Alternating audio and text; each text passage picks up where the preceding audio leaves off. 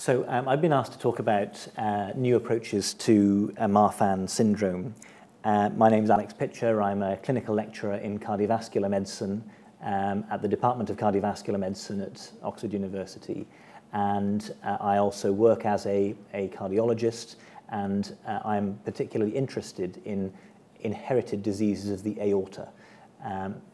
That's the focus of my clinical work. I spend much of my time caring for patients with diseases of the heart and blood vessels, and particularly patients with connective tissue disorders that are associated with aortic complications. And I teach medical students about aortic diseases and other heart problems, and I do research into this area. And I'm particularly going to talk to you about some of the research that's happening globally. And we have a small fraction of that research going on here in Oxford, but we think it's an exciting area of research, and I'm really interested to tell you about it and to answer any questions that you have. And I'm really excited to be involved in this field, which I hope to convince you is one where we can make a big difference in a short period of time. So I'm going to talk in this talk about the clinical features of Marfan syndrome, what makes people think that a patient's got Marfan syndrome. I'm going to talk a bit about the epidemiology of Marfan syndrome, that is, who gets it. And I'm going to talk a bit about the genetic basis, about the way in which this condition tends to run in families and why we think that is, and we do understand that really well. And then I'm going to talk a bit about the outlook for people with Marfan syndrome historically and how we think that's going to change in the future. And then I'm going to talk about some exciting treatment options that are emerging and for which evidence is increasing. And then we'll talk a bit about some of the outstanding questions that we think remain for patients with Marfan syndrome and related connective tissue diseases, particularly a condition called Loeys-Dietz Syndrome, which is a related condition, but with some different features that need to be kind of borne in mind when one's considering these diseases. So Marfan syndrome is perhaps most well known, for those who do know it, by the external musculoskeletal features. So patients with Marfan syndrome are often quite tall. Sometimes they're extremely tall. I think my tallest patient is 7'2". But not all patients are tall, and we have plenty of patients who are of normal height, and you wouldn't really notice them in the street if you were walking past them. They often, but not always, have long, thin, slender limbs and long, slender legs and thin fingers, and that's called arachnodactyly, or a sort of spider-like fingers. And as you can see in the picture on the far left, the patients often have hypermobility of the joints, that they can flex their joints in ways that is unusual. You can see there being demonstrated something called the thumb sign. And so the rule is that if you can stretch your thumb beyond the outer border of your hand, you can, that's a suggestive feature that Marfan's a possibility, but it's by no means definite. There's plenty of people with Marfan syndrome who can't do that, and there's plenty of normal people who do not have Marfan syndrome who can. So it's just one of the clues. And that's another feature of Marfan syndrome, really, that there's no one feature that definitely makes the diagnosis with absolute certainty. It's about building up a picture and recognizing a pattern of different features. So who gets Marfan syndrome? So the incidence of Marfan syndrome is thought to be about 1 in 10,000 people in early studies, but increasingly we realize that this is probably an underestimate, and the figure is probably closer to 1 in 5,000, but many experts in the field think it may be as much as 1 in 3,000. And we know that a lot of people with Marfan syndrome don't realize they have the diagnosis, often until an advanced stage, and it's not at all uncommon to make the diagnosis in people who are in their 30s, 40s, 50s, sometimes even older than that.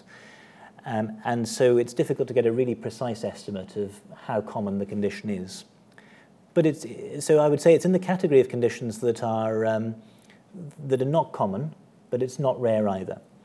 There are at least 12,000 people in the UK who are affected by it, and it's a condition that affects both sexes equally. So males and females are equally likely to be affected, although the manifestations can vary a bit from males to females.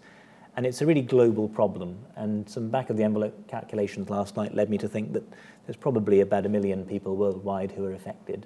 And so even small differences in the improving the outlook for these patients for an individual patient, when it's scaled up to really very large numbers of patients, hundreds of thousands of people, could have a significant impact on the health of people throughout the world. So there are some famous people who've been thought to have Marfan syndrome, although not all of them, it hasn't been confirmed in all of them. So Abraham Lincoln was suspected of having Marfan syndrome, although congenital contractural arachnodactyly or Beal syndrome has also been suggested as a possibility.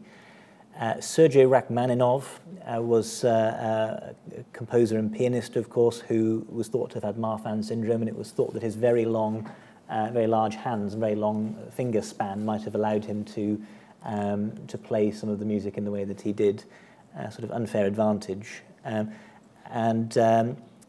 This young man is called Austin, and he is a 20-year-old man who was very recently selected to play in the NBA basketball league in the United States, and was on a scholarship at college to do that, and set to make, really have a fantastic career and, make a name for himself in that area. But a couple of weeks ago, he was diagnosed with Marfan syndrome. He announced that he'd been diagnosed with it and has had to retire at the age of 20 from playing basketball. But he's now found another career as an advocate for patients with Marfan syndrome, and so I hope to see more of him. But this is a condition that can have significant impact on people's careers and lives. So the genetic basis of Marfan syndrome is well understood, that it's an inheritable condition, and that means that if one has Marfan syndrome, then there is a chance that one can pass on the genetic mutation that causes the condition to one's children, and it's caused by a mutation in a gene called the FBN1 gene, which is on chromosome 15, for those who are interested in those sorts of things. And the fibrillin-1 gene encodes a protein. It's a message that tells the body to create a protein, and the protein is called fibrillin-1. And the protein is involved in the development and homeostasis or regulation of connective tissue throughout the body. So whilst it's a condition that's heritable, I've deliberately avoided using the word inherited, because 1 in 3 patients who have Marfan syndrome have not inherited it. They are the first person in their family to be affected, and that means that they represent a de novo mutation. So when you look carefully at their parents and the genes of their parents, you find that they're not affected by the condition. But it's only when you look at the child that the child is affected. So whilst it's an inheritable condition, you can pass it on to your children. You don't have to have got it from your parents, although many people clearly have. And when we see patients, we tend not to see them in isolation, and we certainly don't think about them in isolation. We see them often and think about them as members of a family who are affected. And so making a diagnosis of Marfan syndrome can be an incredibly important moment in a whole family's life, because when you make the diagnosis, suddenly you realize that there are potentially large numbers of other people at risk of having the condition. And so suddenly you have to think, well, what about mum and dad? What about brothers and sisters? What about children, aunts, uncles, cousins? And it's not at all uncommon to find that suddenly you have 10, 12, sometimes more patients in a family who are all affected and all need thinking about. The pattern of inheritance is a so-called autosomal dominant pattern of inheritance, which means that one can, if you are affected by the condition, that each of your children has a 1 in 2 chance of inheriting the condition, irrespective of whether they're males or females. So we see patients as family groups. So why is the condition important? So the external features of Marfan syndrome can sometimes lead to disability and restrictions, although I'm often amazed at how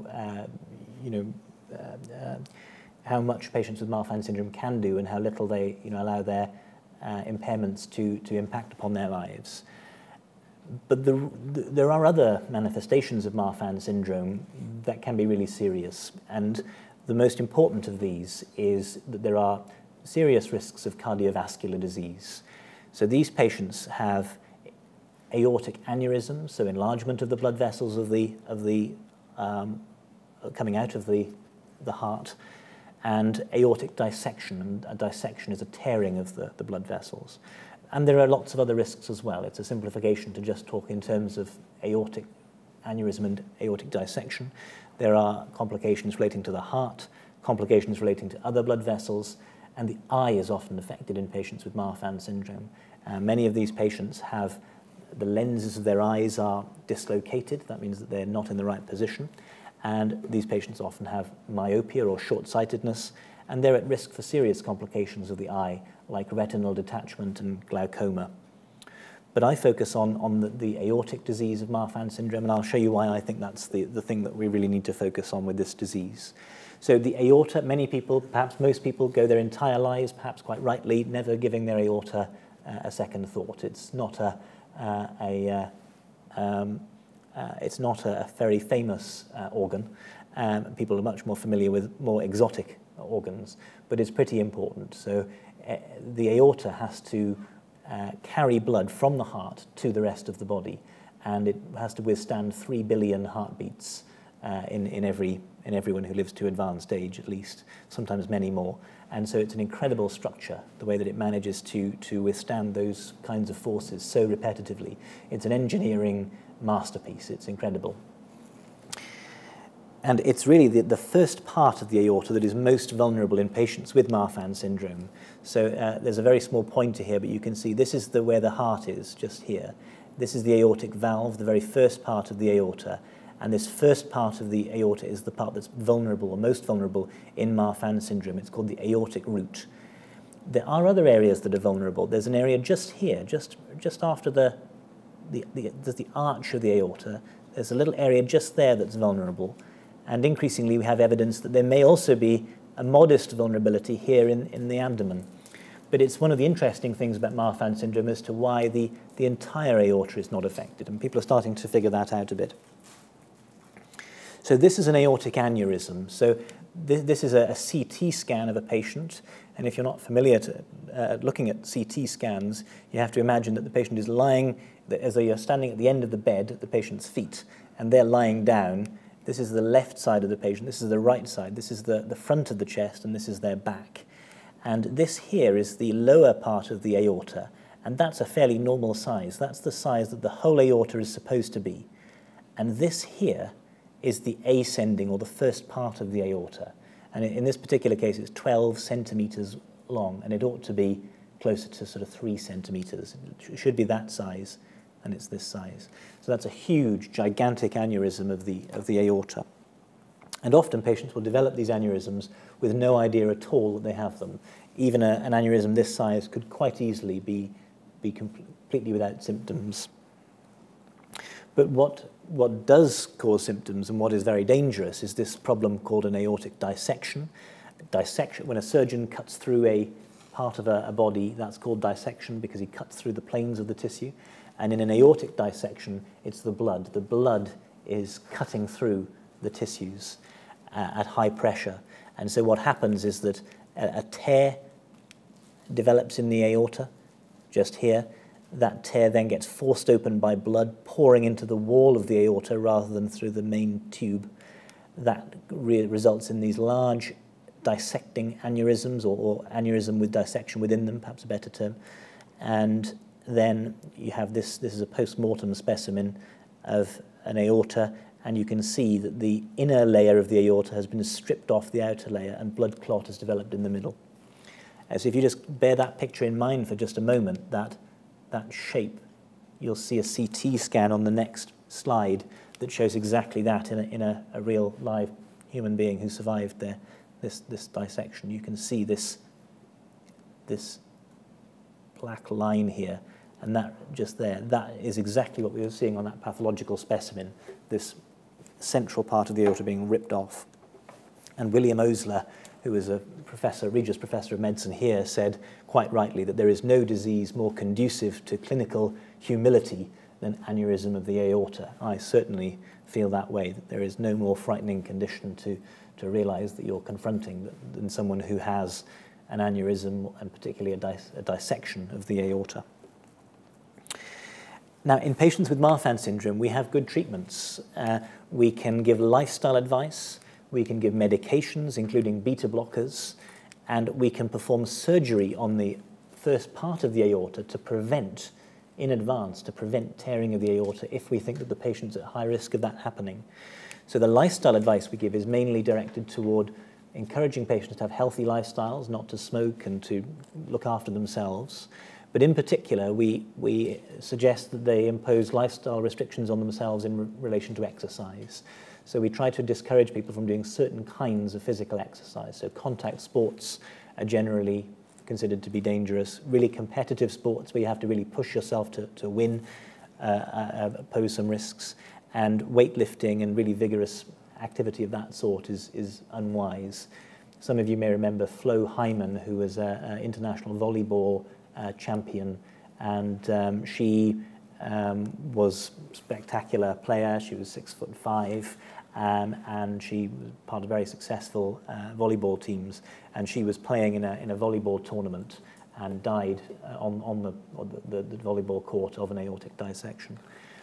So we discourage people from really vigorous types of activity, although we want people with these syndromes conditions to be active, and we encourage them to be active, but it's a matter of giving them the right kind of lifestyle advice about which activities to choose.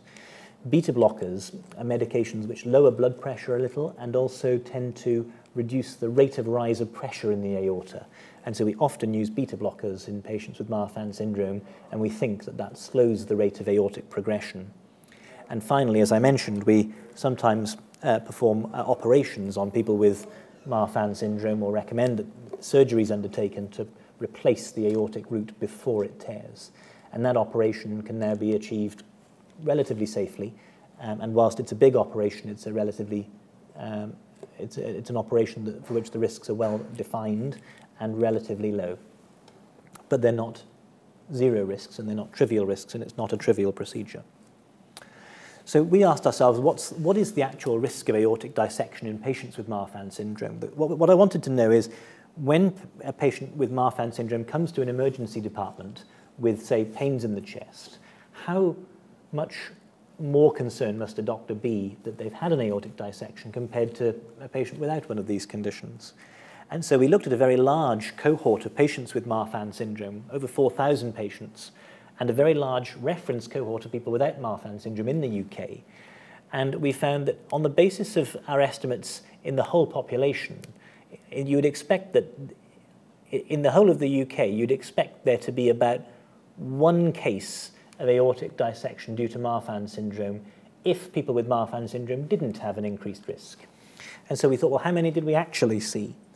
And what we found is that over about 5 years in the UK, there were 160 aortic dissections in people with Marfan syndrome. And this is a condition where about half of the patients who have the condition don't survive to get to hospital. And of the half that do survive, another half don't leave hospital.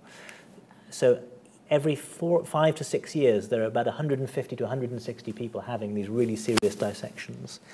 And the risk, therefore, is about 180 times higher than normal people. So people with Marfan syndrome have a risk of aortic dissection that's about 200 times greater than people who don't have Marfan syndrome on average. So it confers an enormously increased risk. So the surgical strategy for patients who are at risk is to replace part of the aorta with a graft that protects it and prevents dissection of the aorta into the more proximal parts, and prevents any tears that do arise from getting down to the heart where they really cause trouble. We've looked at the mortality for Marfan syndrome in England, and what I need to tell you is that there have been really spectacular improvements in the outcome of patients with Marfan syndrome. So in the 1970s, it was reported that the median age of death with patients with Marfan syndrome was 32 years old. And more recent reports in the 1990s and early 2000s suggested that now the median survival is much greater than that, perhaps even into an extra 30 years of survival. And that's because of the recognition of the treatment, the improved lifestyle treatments, the beta blocker medications, and some other medications perhaps, and also because of surgery. But we wanted to look at the more recent history, and what we found is that over the last 10 years, there's been a plateau, and there really hasn't been any clear improvement in mortality, that is death, for patients with Marfan syndrome in recent decades. But I'm really certain that in the next few years that's going to come down. And in the UK, we've got great data on death certification and on risks of serious outcomes in people with Marfan syndrome.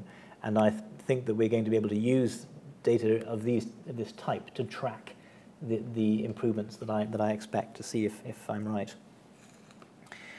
So the risk of rupture of the aorta for patients with Marfan syndrome depends to some extent on the size of the aorta. If the aorta, when it's measured with scans, like ultrasound scans, is pretty small, then the risks are fairly low, although you can see they're not zero. Whereas when the aorta gets up to sort of 6 centimeters, the risks really go up really high. And so we tend to recommend surgery for people who are at around about the 5 centimeter stage, which is significant enlargement, but not anything like as big as the aneurysm we saw on the previous slide. But this isn't perfect. You can see here that there are ruptures and dissections happening in people who have only relatively modest aortic sizes. I should say this is all aneurysms, not just patients with Marfan syndrome. And there is a large registry, an international registry of aortic dissections, and that has shown that if you take all dissections in the world that form part of this registry, several thousand aortic dissections, it's fairly clear that many of the patients, the ones shaded grey in this slide, many of the dissections happened in people whose aortas were not huge. They didn't have really big aneurysms. They just had slightly enlarged aortas. And so we wanted to try and identify ways in which we might try and risk stratify these patients better. And so we are looking into the tools that we might use to try to risk stratify patients more reliably. So one tool that we are using is this technique called 4-dimensional flow imaging. I'm just going to restart that so that it plays better. So this is a technique, this is work that was originally pioneered and implemented and developed by our collaboration partner Michael Markle, originally at the University of Freiburg and later at Northwestern University in Chicago. And this is an MRI scan of a patient with a normal aorta. And the colored path lines that you can see here represent the blood flow in that patient. So the blood flow has been measured in that patient repeatedly over the course of about a 20-minute scan, and then we can plot out where we think that their red blood cells would be going, the paths followed by blood. And that shows us the shape and pattern of blood flow in the blood vessels without us having to use any dyes, injected contrast dyes, or to open up the patient in any way. So it's a completely non-invasive, we think harmless and low-risk way of assessing the blood flow in these patients that gives us extra information that's not available from conventional imaging. So we've been looking at patients with Marfan syndrome and aortic diseases. This is a patient who has, in fact, got Loeys-Dietz Syndrome, which is the condition we were discussing before the talk. And this patient has a dissection of the aorta, and you can see that the blood flow is very disturbed, it's very chaotic, and that the blood actually flows in 2 separate tracts inside the arch of the aorta. And that's because this patient doesn't really have 2 aortas now. It doesn't have 1 aorta, he has 2 aortas. The aorta has 2 lumens to it, and blood has 2 ways in which it can get through the aorta. But each of those paths are weakened. And so this allows us a new way of monitoring these patients.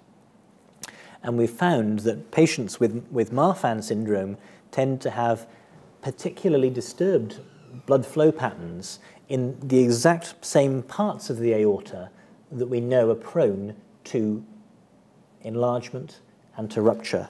And so it's the parts of the aorta where the blood flow is most abnormal is the first part of the aorta and this part here just after the arch. The data that we get from these MRI scans also allows us to compute various derived quantities and gives us some measures that we can use. And these are of biological interest and help us to try to understand what's going on in the aortas of these patients. And one of these is this thing called wall shear stress. It's the amount of shearing stress that the wall of the aorta is put under by blood flow. And it's very important for blood vessels to have just the right amount of wall shear stress, not too much and not too little. And we found using this technique that patients with Marfan syndrome actually have reduced levels of wall shear stress. And we know that having too little wall shear stress is not good for blood vessels because it alters the pattern of gene expression, alters the way in which the cells line up and orientate themselves with respect to one another. And in other types of aortic conditions can cause progression of the disease process.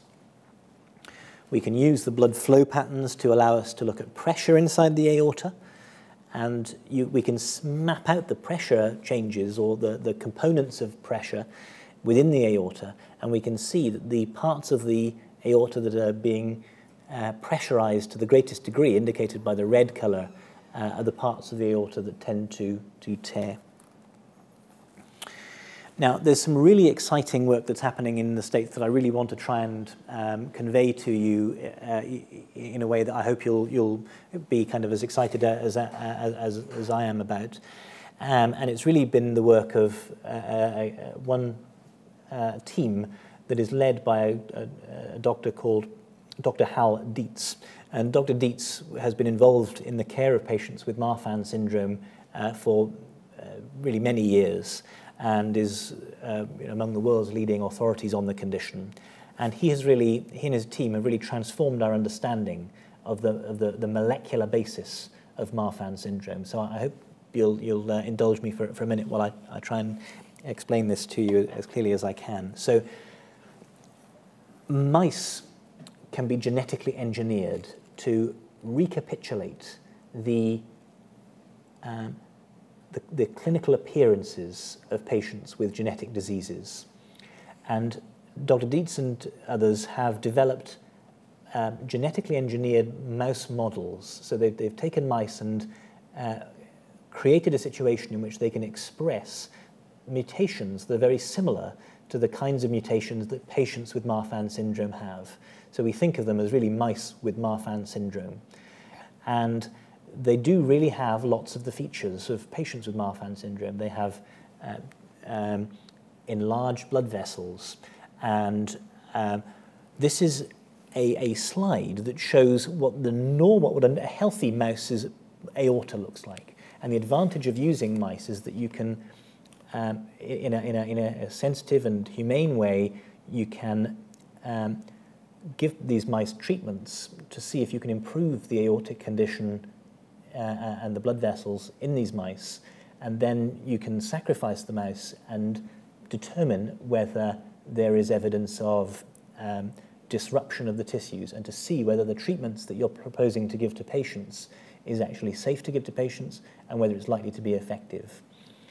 And so this is a normal mouse aorta on the far left here, and you can see that these wavy purple lines are the really beautifully aligned elastic layers within the aorta. The aorta is stuffed full of elastic fibers that have to be oriented properly with respect to each other, because the aorta has to recoil, has to relax and recoil every time the heart beats, 3 billion times in a human. And in order to have that happen, you have to have these beautifully aligned elastic structures. This is the aorta of a mouse that's been genetically engineered to have mutations that are similar to those found in Marfan syndrome patients. And you can see that the elastic fibers are disrupted.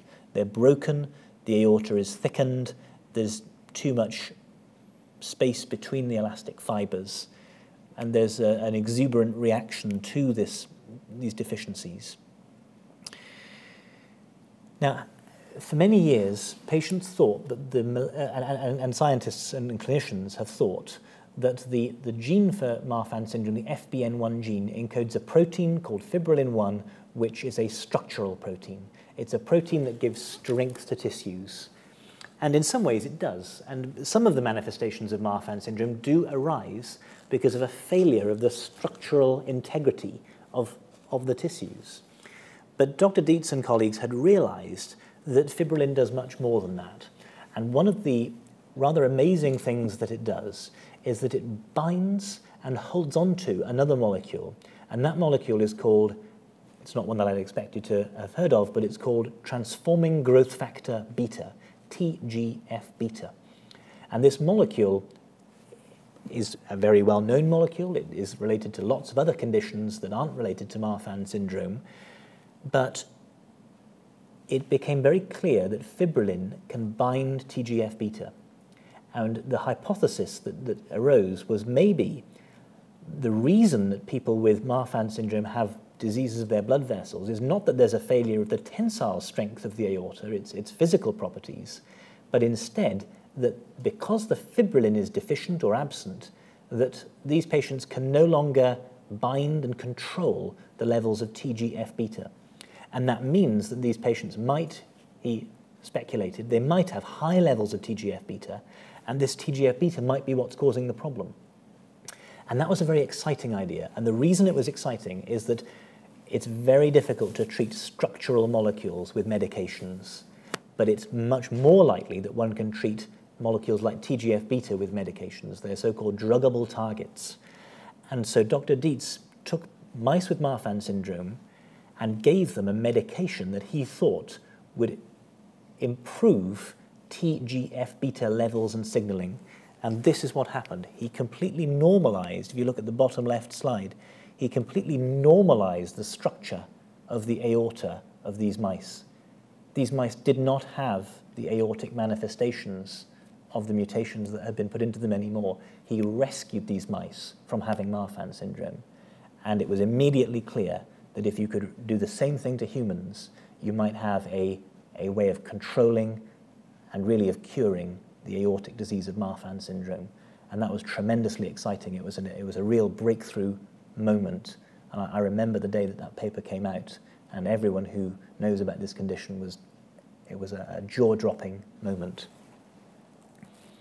This is an example. So this is a mouse heart, and this is a mouse aorta between the two arrows. This is a mouse with an enlarged aorta who's got Marfan syndrome, and this is the type of aorta that you see in patients who are treated with losartan. What is this drug losartan? Well, this drug losartan is available from any general practitioner. It's a drug that's been used very widely in the treatment of high blood pressure. But in the case of Marfan syndrome, we're thinking that partly it affects the blood pressure, perhaps, but the real way we think it's working is by modifying TGF beta signaling. So there have been very exciting new potential treatments in humans, and in mice, and indeed Dr. Dietz has also shown that if you look at patients with Marfan syndrome, this is people, not mice, this is healthy people, so 74 healthy people, this is the level of TGF beta in their blood. Healthy people have very low levels of TGF beta, but patients with Marfan syndrome in black have levels of TGF beta that are 7 or 8 times higher than healthy people. And those people who'd been treated with losartan had lower levels of TGF beta. So we're starting to see further evidence that maybe this is what's happening. And then Dr. Dietz himself described, in conjunction with Bart Loeys and several others, a new syndrome which we've touched on called Loeys-Dietz Syndrome, which has some overlap features with Marfan syndrome, but it also has some additional features. And the patient that we discussed before this talk, right at the very beginning, in fact has Loeys-Dietz Syndrome. And the features of this condition are that in addition to many of the features of Marfan syndrome, the eyes are a little far apart. There is often a so-called a bifid uvula, so the little piece of tissue that hangs down the back of the throat is split into two. The patients sometimes have cleft palate. They have a lot of tortuosity of their blood vessels. And this syndrome has a particularly malignant vascular prognosis. The patients with Loeys-Dietz syndrome tend to have tearing of the aorta at an early stage, much earlier than people with Marfan syndrome. And so it's an important condition for us to recognize, and we're very optimistic that this condition will also be responsive. And the identification of Loeys-Dietz syndrome was also very important, because when the genes for Loeys-Dietz syndrome were identified, lo and behold, the protein that was encoded by those genes was found to be the TGF beta receptor, so slap bang in the middle of the signaling pathway that had been implicated and demonstrated to be essential for the formation of aneurysms in the Marfan model of mice. The mouse model of Marfan syndrome was exactly the same thing that was causing this variant, and so things really started to fall into place. And so it became very exciting for this field.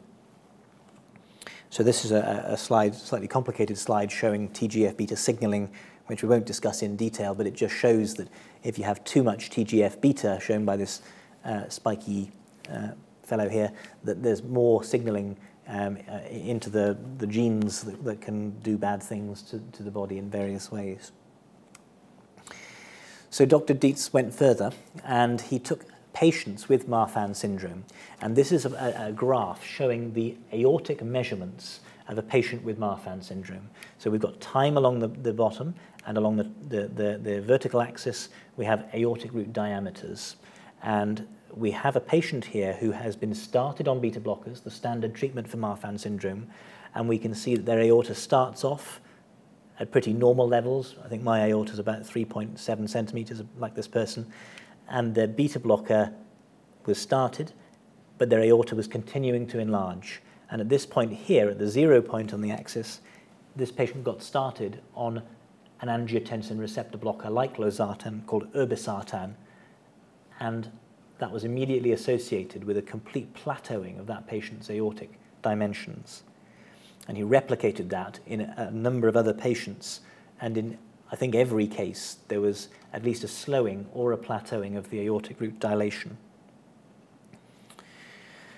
So that's led to an explosion in trials that are happening worldwide to see whether the effects that we've seen in mice and in those small numbers of patients in the United States can be replicated on a large scale. And there are now at least 10 trials worldwide which are enrolling patients with Marfan syndrome and randomly allocating them either to have the treatment with losartan, or to have, in some cases, another treatment, or in other cases to have no treatment, or to have a placebo medication where neither they nor the doctors who are treating them know which medication they're having. And altogether, these trials have enrolled nearly 2,000 patients, and by the time they're completed, they will have, or they're scheduled to enroll perhaps as many as 2,500 patients. And that together, those studies, that represents the largest collective group of patients with Marfan syndrome in the world that have ever been studied. And we in the UK and in Oxford have proposed to the investigators of these trials in these various different countries throughout the world, in the United States, Canada, the Netherlands, France, Italy, Taiwan, Belgium, really throughout the world, Spain and Italy, that we should pool the results of these trials in what's called a meta-analysis. So once each trial has published its own results, it would be possible to bring together the results of each trial and to use that very large data set to draw really definite conclusions about the best way to treat Marfan syndrome in the future, and to ask really interesting questions about which patients respond best to these treatments and which patients respond less well. And maybe even to see if there are patients who are harmed by these treatments, because there are always harms to new treatments. And this is a very, very safe medication. But one of the things we need to ask is whether there are patients for whom the risks outweigh the benefits. And by bringing together these trials in a large meta-analysis, it would be possible to answer those types of questions, or at least to address them. And in Oxford, we are very fortunate to have the Clinical Trial Service Unit. And I've been working with them to propose how we would do this.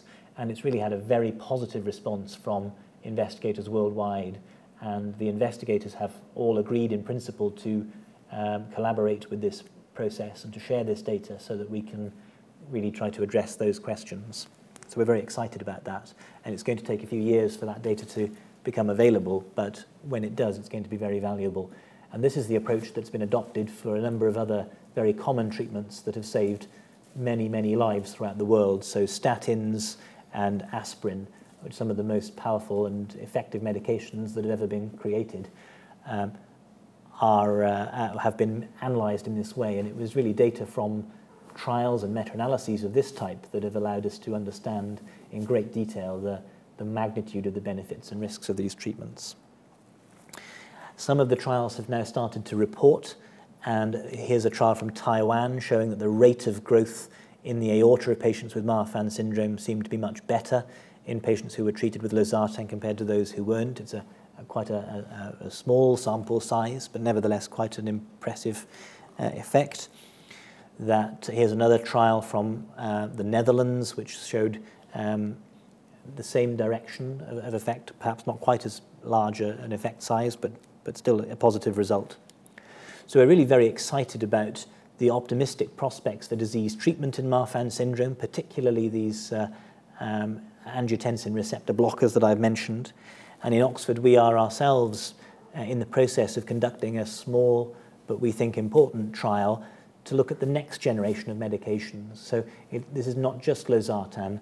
We want to look at other medications too. And so there are medications called irbesartan and doxycycline.